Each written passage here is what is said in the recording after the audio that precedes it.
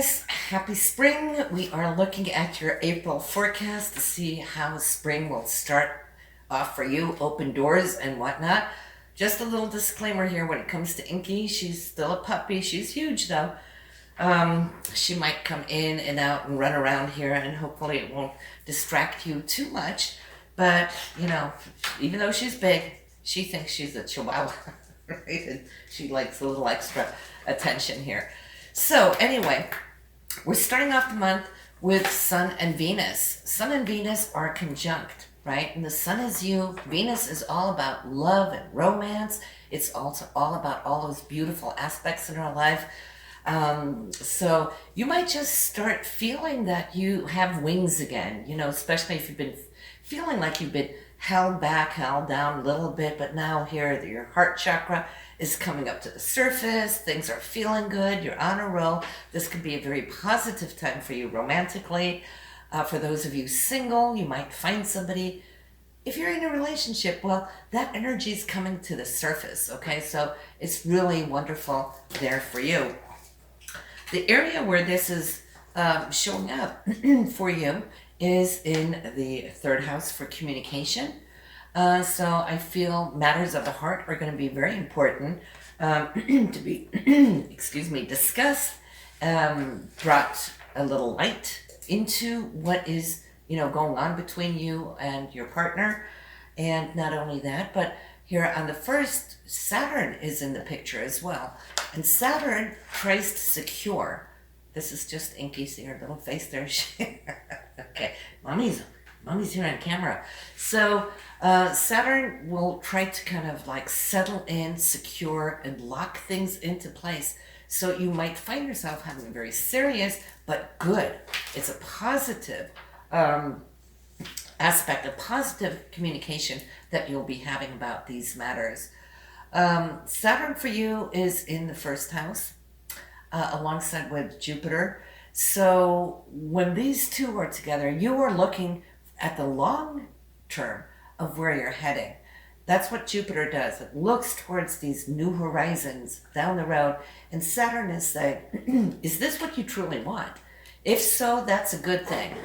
And you might want to just, lock in what feels good for you. Those things that aren't, well, you might just come to some conclusion that you'll step aside from what's holding you back, because Saturn's looking out for you. Saturn can be a little, I won't say tough on us, but it is a taskmaster. It is those karmic things. It's our lessons and how we're growing with our lessons.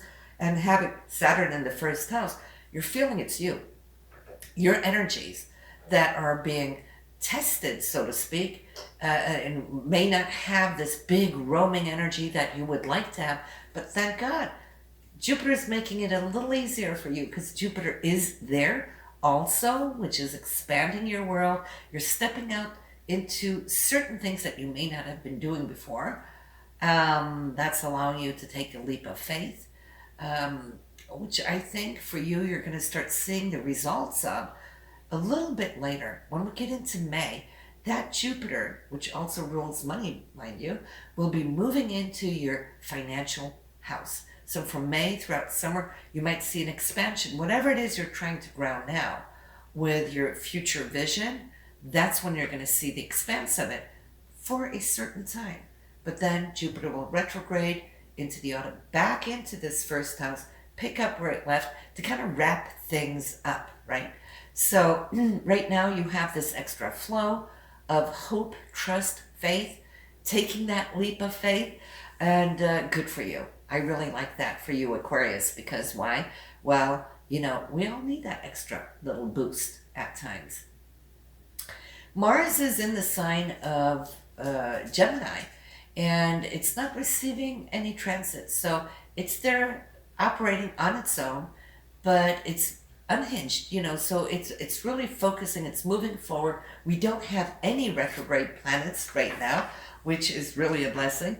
And for you, that Mars is in the fifth house, and that tells me that this is a time where you can pursue those things that you desire, the things that you love to do. The fifth house is all about fun and excitement, leisure, hobbies, self-expression, romance and so forth. So this could be a month where you can expect maybe more romantic energy to be focused upon, or pursuing those things that bring you joy and happiness. And we always got to think about the essence of life is to reach for those things that brings us joy and happiness. If it doesn't, why is it even there? So that's what retrogrades are good about, helping us cut back and prune. We did that last year. So I feel a lot of you have now come on board looking at essence of value, essence of what truly is important to you, and now you're really going for it. You're pursuing it. Mars is your motor. It's your energy. And so you are really going to be feeling that this is something that is important, and you can have support from your partner if you have one. And if not, you're good solo too right now, because that Mars is giving you that push and that drive. So this is good. So we have 3 key dates that are important. The first is when we have the Sun and Venus, and with the aspect of Saturn coming in to try to settle or secure something for you, something of value from the first house, that is you, and then that communication. I think, if you're presenting something, you're going to do great. If you're needing, an emotional type of conversation, you'll settle that in and secure that as well. Then we have on the 11th, the new moon, which is also in the area of communication. It's going through your 3rd house. Well, that's the time of intentions. And your intentions this month should be about, I'm going to speak my truth. I'm going to share my truth. I'm not just going to sit on it and hold it, because if we're not expressing what we're thinking, what we're feeling, who knows? Who will ever know truly what's going on within your mind and in your heart? And so I think that lesson that's coming in early in the month is definitely going to rise to the occasion on the 11th, where you're thinking, you know what? It wasn't dangerous to share my thoughts or my heart. Sometimes we protect ourselves so much that nothing comes out, right? But if we're not sharing, who knows what's really going on here, right? So those first 10 days will have shown you already what you're getting back from it. And so the intention of that new moon is said, I'm going to continue to be open and share my mind, share my heart. And that will give you strength, not just for the oncoming month, but the whole next year until the new moon comes back into this area. And when it does, it won't have the same aspects and the support system that it has when it creates these aspects to Jupiter. Okay, Jupiter will be totally a different place. So this is unique for you, Aquarius, right? So focus on it. And then I'm feeling to this, the 3rd date that you want to check off on your calendar is on the 26th, the full moon. This full moon will be in the sign of Scorpio. So for you, that will be in your, let me just see, career house. And of course, that is where things are going to be illuminated, where you're going to be in the spotlight. That spotlight will be on your career, where something is going to either fall into place or be presented to you. You might have an offer because there's a surprise element to this moon, and that's coming from Uranus on the other side of your chart. So something unexpected, good news.